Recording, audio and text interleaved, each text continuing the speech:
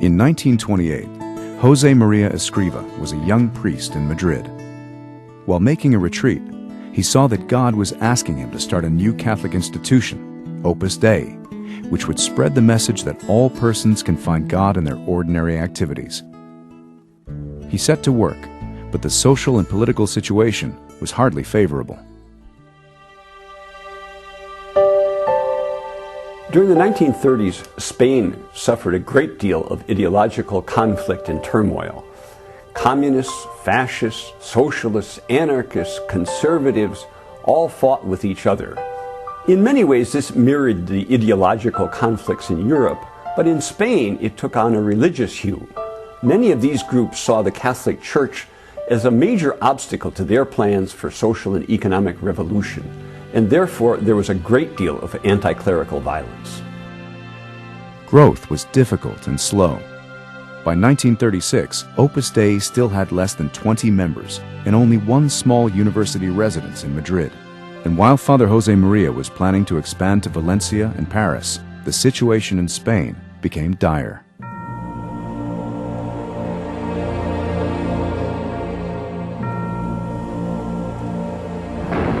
In July 1936, conservative elements in the army rose against the Spanish government, launching 3 years of civil war and a social and religious revolution that would leave more than 300,000 people dead.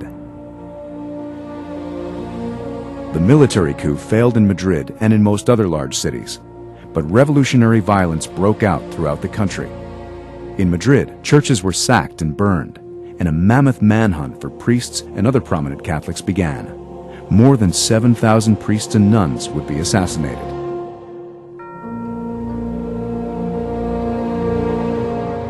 Father Josémaría immediately closed the residence and began wearing layman's clothes.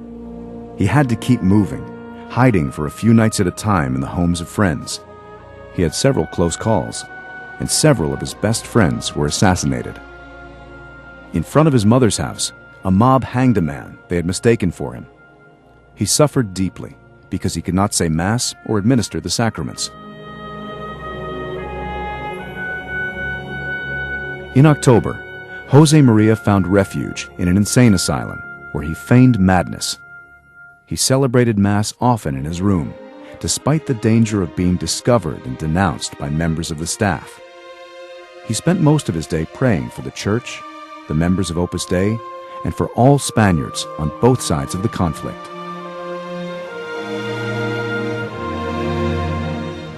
When the asylum was no longer safe, Josémaría found protection in the consulate of Honduras. For 6 months, he, his brother, and 4 members of Opus Dei all lived in one small bedroom. He lost so much weight that when his mother came to visit, she didn't recognize him.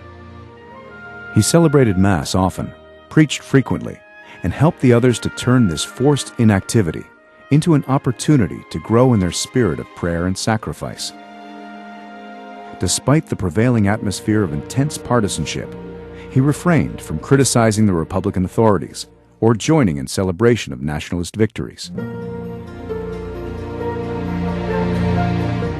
More than a year into the war, with no end in sight, unable to preach or say Mass openly or pursue the development of Opus Dei, Father Josémaría made a difficult decision: to try to escape from the Republican zone, cross the Pyrenees Mountains into southern France, and re-enter Spain in the nationalist zone, where he could act publicly as a priest. Using false identification papers, he made his way from Madrid to Barcelona, where he and 7 companions joined a group of refugees, guided by smugglers. The entire enterprise was extraordinarily dangerous. In Barcelona, militia groups constantly checked ID papers, and in the mountains, border guards had orders to shoot on sight anyone trying to cross the border. Once he got to the mountains, St. Josémaría was racked with doubt about whether he should continue on or return to Madrid to share the fate of his family and the members of Opus Dei he had left behind there. In the midst of that doubt, he asked the Blessed Virgin for a sign about what he should do, and he was given it in the form of a gilded wooden rose. With that, he decided to go forward. Nearly starved and weakened by months of inactivity, he barely survived the series of harrowing night marches through the mountains in the winter cold.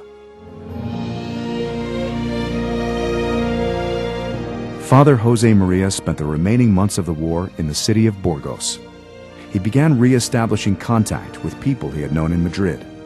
He preached frequently, gave spiritual guidance to many people who visited him, and traveled widely to see those who could not come to him.